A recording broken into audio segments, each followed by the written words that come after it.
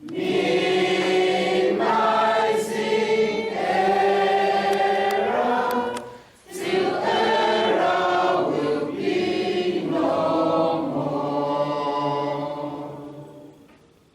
I want to start with my thoughts, my inspirations in primary school, then inspiration in secondary school, and inspirations after secondary school. Because inspiration is very, very important. So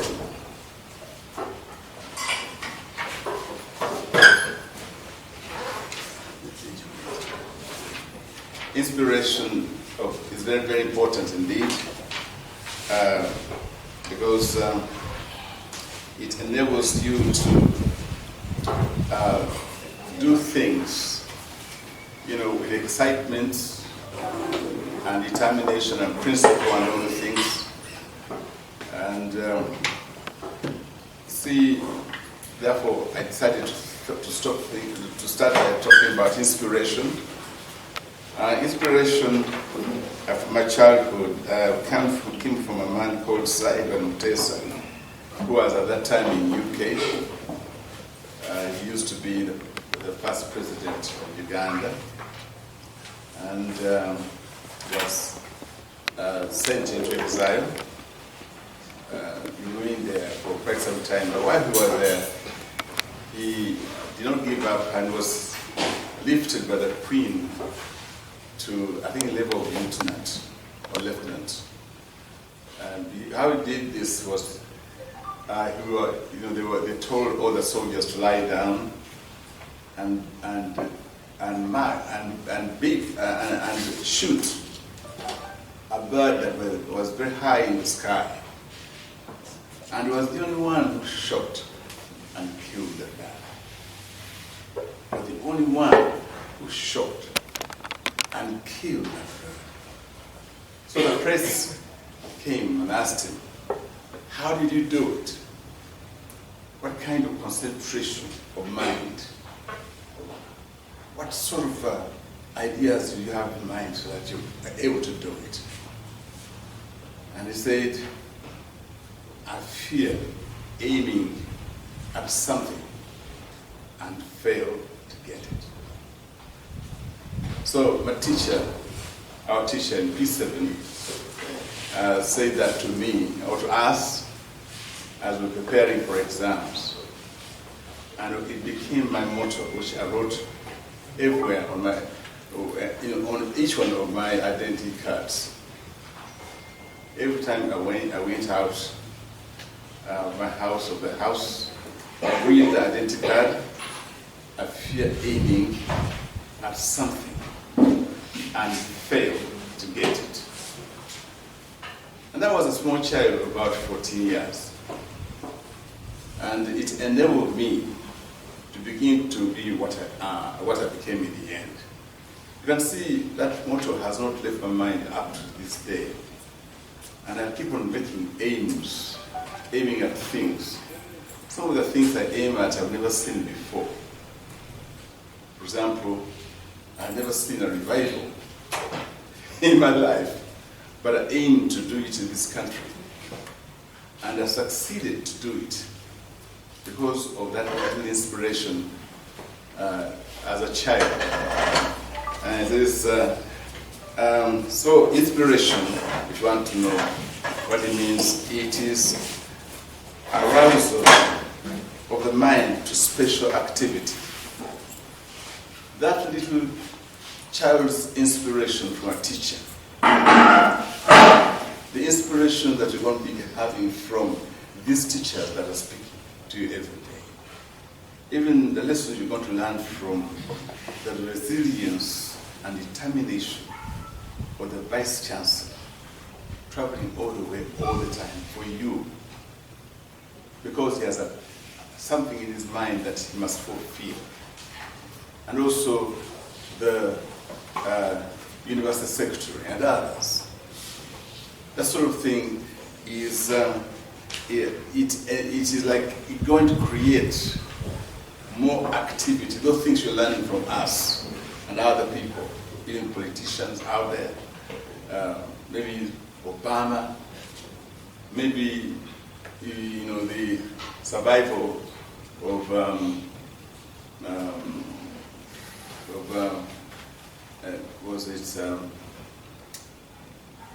one president of the United States of America who had a problem with a girl, and the whole world turned against him. Okay? Now, Clinton, and in spite of that, he said, "I'm still the president." And he went on and was still the president. To the end, up to now, he's still respected. He didn't break down, even though he had suffered a very big scandal. That sort of thing. Those are inspiring people. People like Mandela and others. How much have they done for the world? Because of their inspirations. So it is an arousal of the mind to special activity or creativity. Not necessarily in the sense of divine guidance, although that's also very important. But I'm talking about inhalation. Inhalation of knowledge. Getting knowledge from what you see, from what you hear, from what important people are speaking, and revelation, and from them getting a future. You see, based on what somebody else has said. See, that kind of thing is, to me, called creative thinking, that you can create your own future based on what another has said. We can always learn from each other, but some other people learn lessons they keep longer than after school. Okay. So, that one is one of my inspirers when I was a small child. And another inspiration was from a writer in secondary school now. That was from primary school. I can see up to now, I'm still thinking what I thought when I was in primary school, and it's still working. And that's why, probably partly, why we have a university here. It's not easy to start a university without money. But with inspiration, everything can come back. Okay? So, another one is Ngugi wa Thiong'o, or James Ngugi. When we were reading those books in secondary school, in literature, we read for both exams, but also we read, some of us, for me, I was reading for myself and in the future. I don't know if you understood that point. I was reading for myself how I will use that knowledge to build a future for myself. Not to just pass an exam, but to be somebody. Because it's more important to be somebody after school than to pass an exam. Yes. See? Because if you don't become anybody but went to school and got certificates, your education was worthless. Okay? So it's very important to also to understand that inspiration is very important in building you and building your future. You see? So Ngugi wa Thiong'o is one of those that inspired me, because I don't have to talk about everybody who inspired me. And he says everything is possible. He said everything is possible, but not everything is expedient. Everything is possible, but not everything is expedient. In other words, all things may look good. Sorry. All things may look good, but not all of these things that look good will serve to promote your interest. every conversation you may hear may be sensible or not sensible, but not all these conversations you hear will serve your interest. See, I'll give you an example of Dr. Siri. We've been married for 40 years. She's here. And during the 40 years, we have had a lot of people talking to us, talking to our marriage, some of them talking rubbish. To survive for 40 years in a marriage, it means that you have learned how to select good from bad.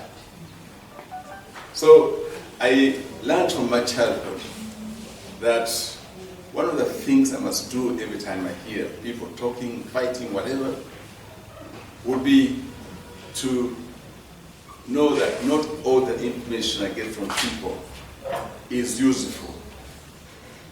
Not everything I hear in the news or the news is useful, and it may not serve my interest to listen to it.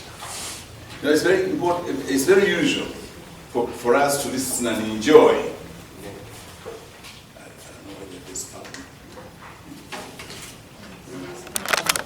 that have made it, and even if they have not made it quite, but the part that made it is very, very important for us, so that we may be able to go beyond what they have done. If they have failed on the way, it doesn't matter, we can still go ahead and do beyond what they've done. Okay? You have, with our own inspiration, because every time you get an inspiration, there's also your own knowledge. Your own head can develop that inspiration.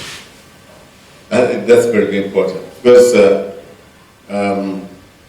there are two types of intelligence which I value so much. There is what's called crystallized intelligence. Crystallized intelligence is intelligence based on references that have been written in books, references that you've learned from culture, and you use those references to solve new problems, to find answers for new questions that will come in the future. Those references for the past are also very, very, very important, because they can inspire you to solve your problems of today with more knowledge that you've accumulated. Then you'll be able to become a better person, even greater than those people that your references stem from.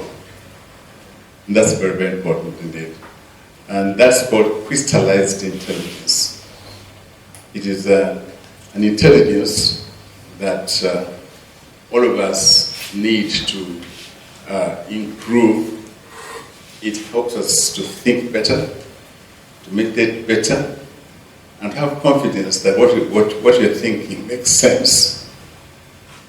Is if you're thinking, you can refer to somebody. That's why when we give you questions to answer in the university, you must also show us your references. Those are very, very important, because it's not just like you cannot write without references, but references are very important, because you must honor the knowledge of those that came before you. Because what you're doing right now, you're supposed to honor both that knowledge and also add new knowledge to that existing knowledge. That's what we're supposed to do in the university, to add new knowledge to existing knowledge, so that then we'll be able to go forward, the world will go forward based on both the old knowledge and what you yourself have been able to achieve through modifying that knowledge. Okay? Another knowledge, example, another intelligence that we have to put in our mind is called fluid intelligence. Fluid intelligence, fluid, F-L-U-I-D. That is knowledge that you get from nowhere. It just comes into your mind. And you may be the first person with that knowledge. And when you sit down, all of a sudden you seem to know the answers. And we don't know where it comes from. You know, like in the university, we can't say it comes from God, but it comes from nowhere. Okay? That is what its source is unknowable. But you get that knowledge. And like in the case of Isaac Newton, I think discovering gravity, I think what did he say? He said, Eureka, when an apple fell down. Yeah?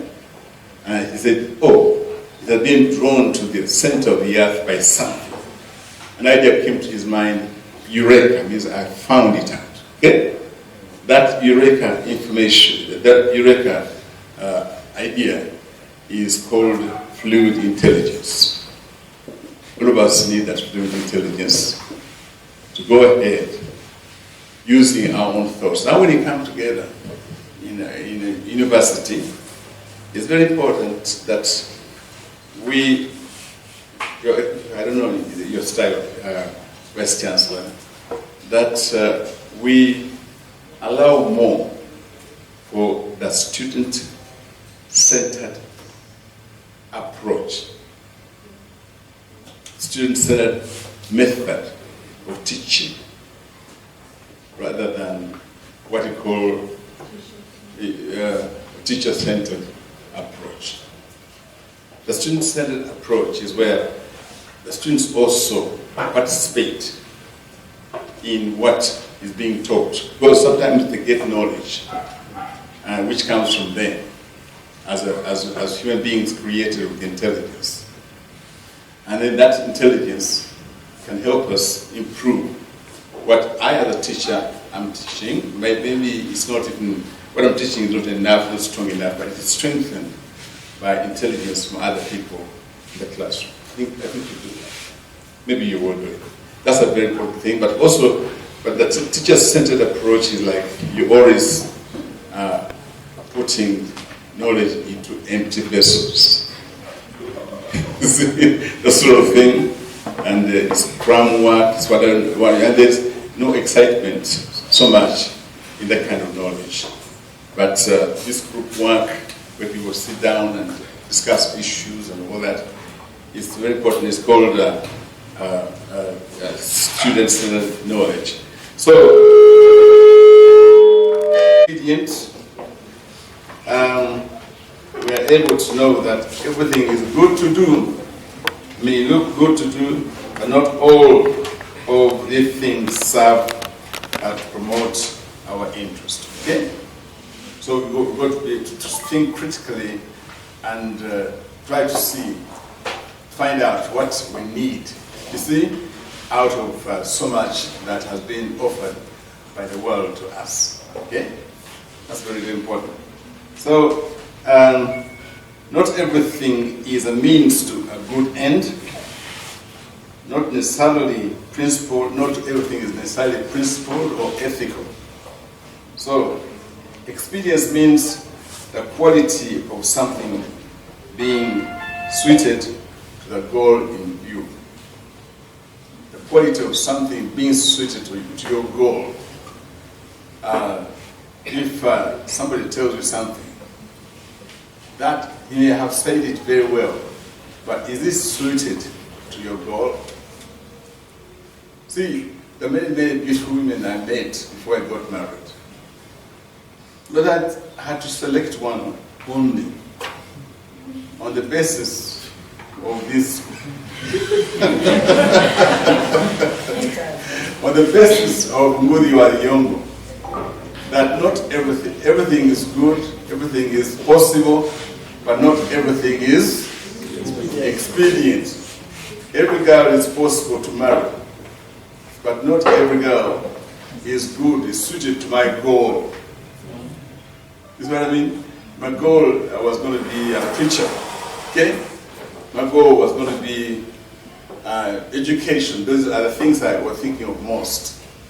But if I married a girl that thinks of trading in Dubai all the time, and she goes away for half the year and then comes back, well, she's beautiful but not suited to my goals. So I had also to check on whether she has a good voice. Because I was I had to think about all those things. And she sang, and then I heard the voice. It was very beautiful. So, and I also believe in singing, so we've been writing new songs every day. You see, because my thinking was not everything that I was thinking of was good. Okay. Now, then another problem that I've been having, or another issue that turned up in my secondary school days, especially secondary school, was nightmares. I'm a psychologist, I must say something about nightmares of my childhood. You hear? You hear? Childhood that portrayed me as a failure. See? I don't know how many of you have ever had those nightmares that presented you as a failure. You failed an exam, you can't find your pen when everybody is about to hand in their papers, you're still looking for your pen. Yeah? Things like that. How many of you have seen those? All of you have had those dreams. Those nightmares, you see, combined with my thoughts of I fear to aim at something and fail to get it, it helped me to work very hard. That, my dreams of the night are telling me a story of being a failure. I will never be a failure because I was aiming to be successful. Okay? So I wanted to be happy, not a failure. It's terrible to be a failure. When you're a failure, you're just like, especially when you fail at school, if you fail exams, you're like a madman, see? You see what I'm talking about? A madman has a head, but it does not work. He can't build a house for himself. He can't think. He can't marry a wife because he's mad. So a head that doesn't work enough for me to pass an exam is something I didn't like. So I had to train my head and my thought processes, okay, so that I may become somebody in the future. Because I say the future is a job. It's a mental job, and I have to work it.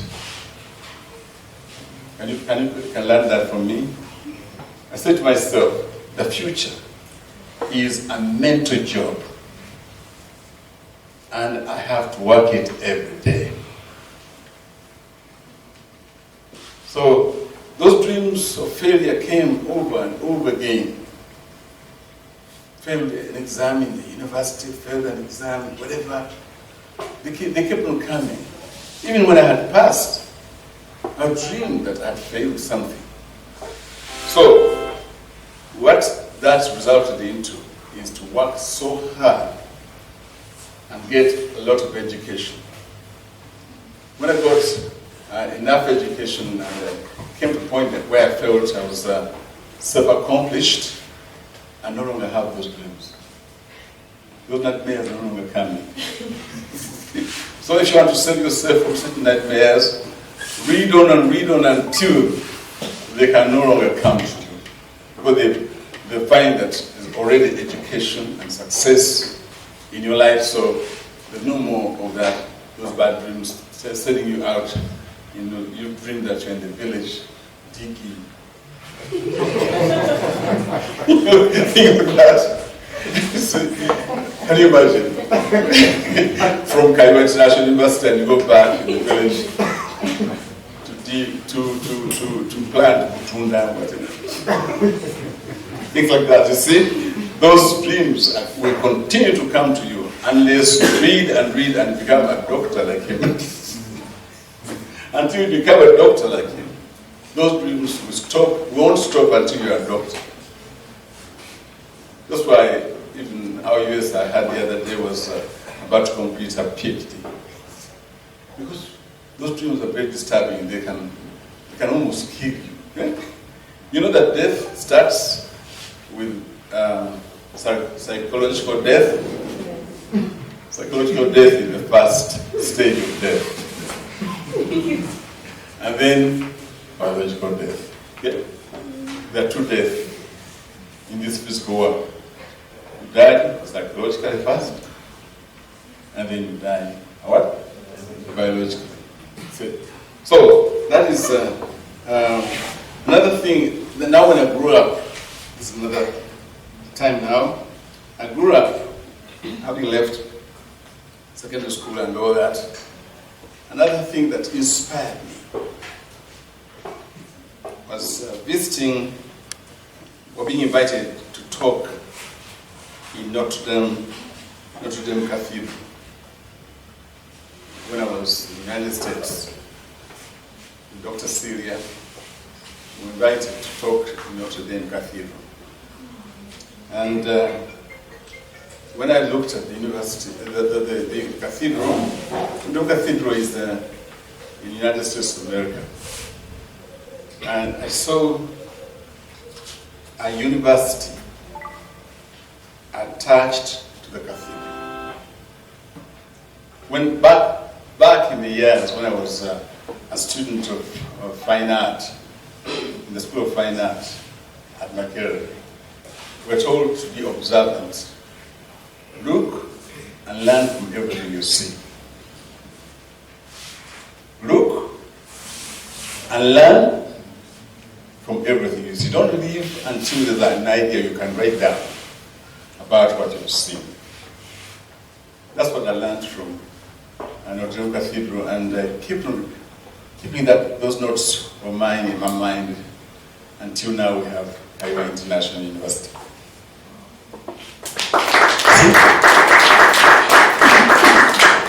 And whenever we went to the National Council for Higher Education in the first place, and we first went there in 27, they gave me a lot of trouble on whatever. Why do you call it Kayiwa? All types of things, before we got our license. And why do you have to have a university when you're a pastor at the same time? All those ideas. They didn't have those ideas. They didn't have those inspirations. So, let me just use a bad word to help with what they're thinking. I believe in what my mind is telling me. Amen? Amen? Have you understood? I don't care what they're thinking. I am thinking about my inspiration, and I must follow it to the end. If you lose your inspiration, you've lost yourself. You don't exist anymore. It's very important. So,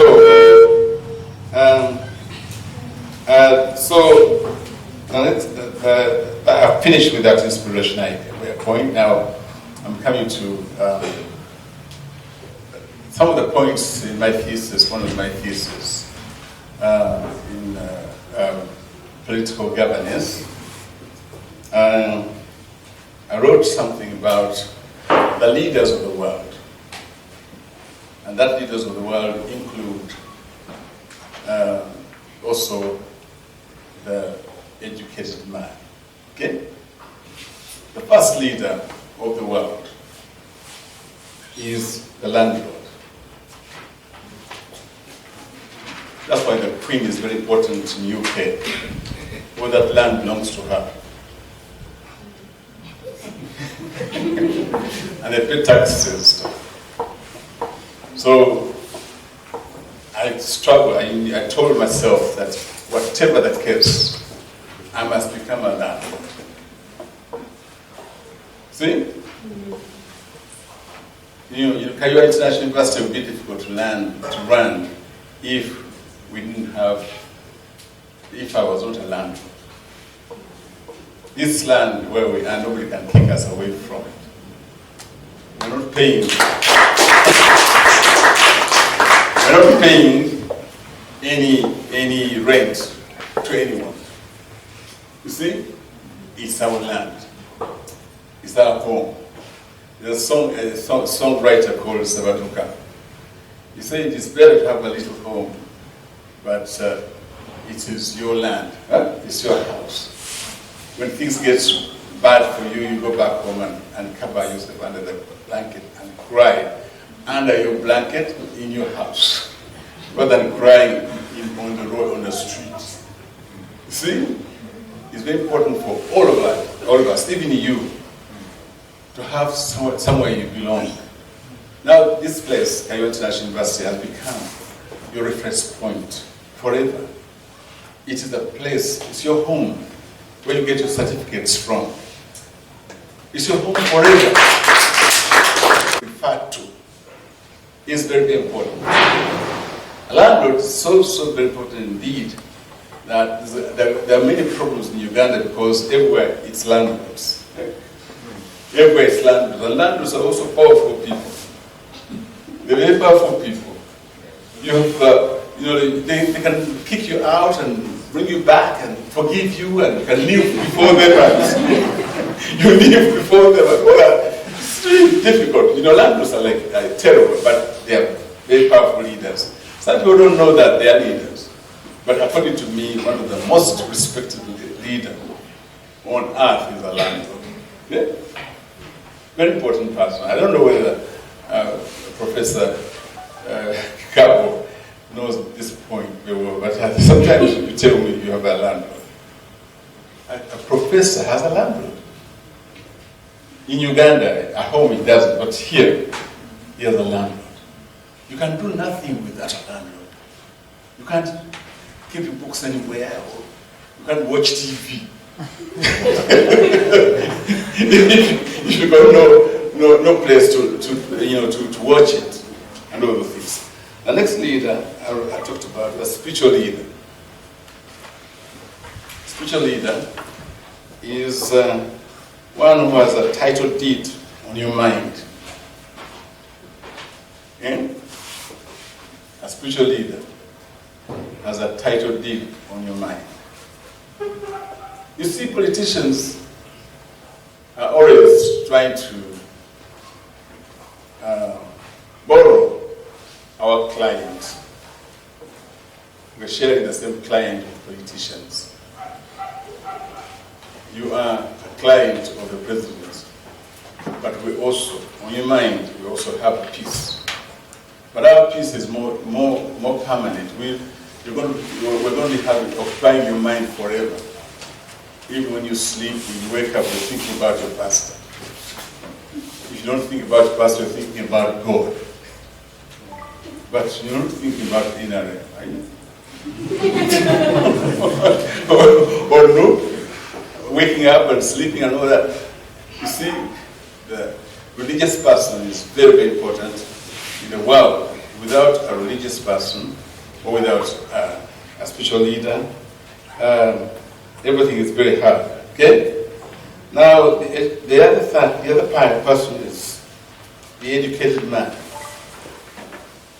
The educated man. Also, this one has a title deed on his students. Sometimes I see you carrying rulers and empty sets. Look at you when you're out there carrying books, whatever. You're looking for our educated men here. Clap for them. You're looking for them so that they put things in you. It's comparable to the spirit of a man. The eternal spirit gathers a lot of stuff that one day when it is in heaven, it presents all the things to God. After these educated people have put knowledge on you, on your mind, you're going to use it as a reference You're going to present it to so many. What is your education? Where did you get educated? One day I was invited to teach in the Capitol Hill, United States. And before I was allowed to speak, they had questions. And that's why this university was created also, because we wanted to be an international university. Okay? They asked, where do you get your education from? From Africa or from other countries? And I told them from California, one of the places. And they checked and it was true. Okay? So they allowed me to speak. And I taught for 3 hours. I was not teaching ordinary people. I was teaching all those ministers, all those people, FBIs and everybody important in the country of the United States of America. That's the cause of education, okay? Education is very important. They respect you, but if I'm just only a wise person, they don't tell you. Wisdom, or rather being intelligent without education is not enough for you, okay? You can be intelligent, but something has got to accredit your intelligence. Okay? Where did you get your education from? Who taught you? All those things are very, very important. Is your university accredited in the country? Where you come from? All those questions are very important. That's why you see there's been a lot of struggle for some people to try and claim that we're accredited. That is absolutely stupid. Okay? We've created all the years. There's no year that you have ever been close. I'm not allowed to say that here. That's your staff. But I've also had you complaining that some people in the papers write things which are absolutely stupid. Sorry to say stupid, but because scientifically stupid. To say if it's scientifically stupid, I would say stupid. Okay? To say that this university has ever been closed. It's never been closed at all. Then what? Not even for 5 seconds. Not even for 5 minutes. People, they have got their kind of mind and they think any way they want and they do also the way they want. But luckily enough, you are also intelligent enough to be able to see. To analyze information critically. Amen? Amen? So education and where you get it from is also very important. We're not going to lie to you. We're not going to give you to request for sex, to give you marks. Have you understood? The moment the questions are here, that it will be fire and brimstone in this university. Okay? Everything that you will get, all the marks on your transcripts are going to be proper and deserved. And despite opposition, despite attacks from everywhere, yes, I'll answer that. Apart from faith, I have a principle in me. The principle is, my name is Simeon Kayiwa. That is me, first. Okay? Those are not Simeon Kayiwa. And those are not what? So my name is Simeon Kayiwa, first point. And Simeon means that I will not die before I see the Savior. That's what it means. Okay? Okay. When I say I do not keep nonsense in my head. If you keep too much nonsense in the computer, it will crash. So I clear my head as much as possible. My name is Simeon Kayiwa. I don't keep rubbish in my mind. That's one of the reasons. Yeah. Now, I don't know who they are. I've never seen him. I don't know him, but I pray for that name that he may go to heaven one day. Okay? And if he comes to pray, I will receive him in the church. Okay? Okay. I don't know him. I've never seen him. I've never talked to him. I don't know how he looks. Because I don't work with, I'm not part of managing my management team. I don't know him at all. I'm saved. I'm telling you the truth. I've never seen him anywhere on earth.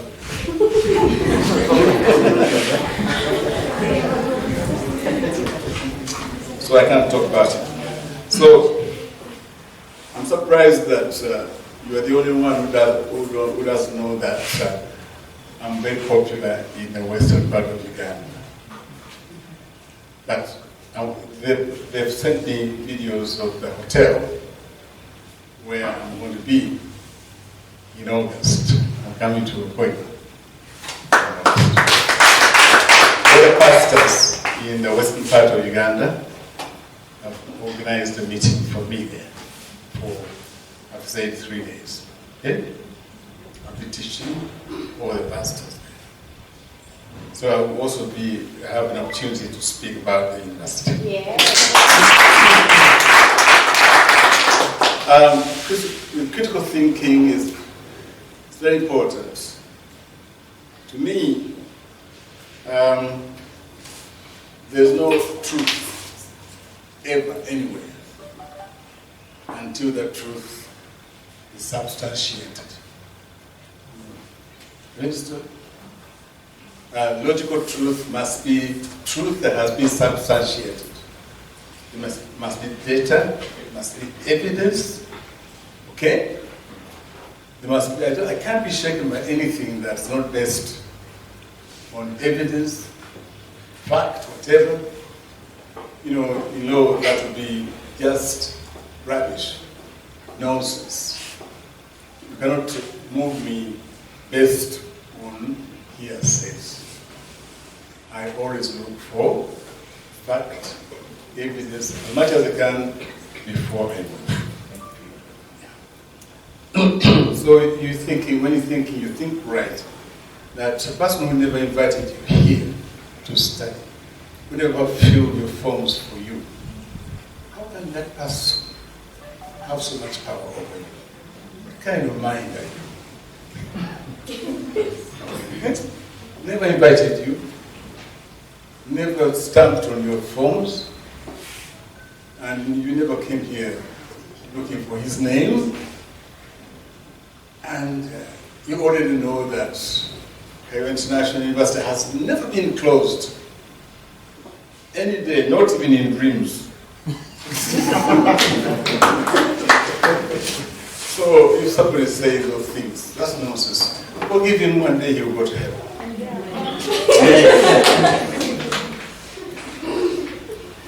And not all dreams. Then somebody asked me about dreams. Dreams that, like, the dreams I've been dreaming, like, since my childhood, that I will have certain things done. Those are the dreams that make you a genius, okay? And if you throw away that dream, you become nonsense. You came in this world because those dreams are the ones that God created you to fulfill. In my case, I will never stop pursuing something because I fear aiming at something before I get it. So you said to me that there's a plan, master plan, something in the university somewhere. That one is one of the things that we fear not to do. Yes. We would, when the funds are available, and we're trying to do everything we can to create these funds, plus also you people go out on the field and shop students. Shop for students, because one person can work, can pour out students. Why don't you also go and show for students? So that when they pay their fees and all that, and they'll be able to do things. Because mostly the money that vice chancellors were doing things in the university has been coming from a little from the university, but mostly from us, Dr. Celia and I. And even this building was dilapidated. The university is very important. When they give you those assignments to go and make research, it's very important for you to appreciate it, because they're turning you into somebody who will be paid a lot of money in the future, and who will also change the economy of the country, the ethics of the country, the politics of the country. And before I finish, I will give you an example. One day, you know, when there were those fevers of walk to work, there was also another one of walk to court. Okay? When they came to work, they were walking to court. I raised my head, okay? And wrote an article, a very powerful article in the newspapers, New Vision, criticizing the judges and the lawyers together. They didn't expect them to ever do that. When you're educated, you can do it. You can make people think about what you're saying. Okay? And they took it so seriously that the editor turned it into his editorial for several days. And there was no more walk to court. These people did it because of education. You see? They respect you when you say something. Okay? Other things like education, protecting our moral standards. I want to leave that for Professor Kabo talked about protection of our moral standards and productivity. Education causes productivity. But I don't have to say everything. Well, I can talk and chew forever.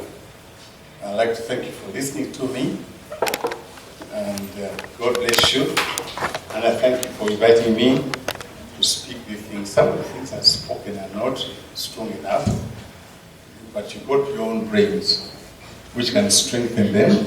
You've got your own fluid intelligence, and you develop those ideas and to the standard that you want. God bless you.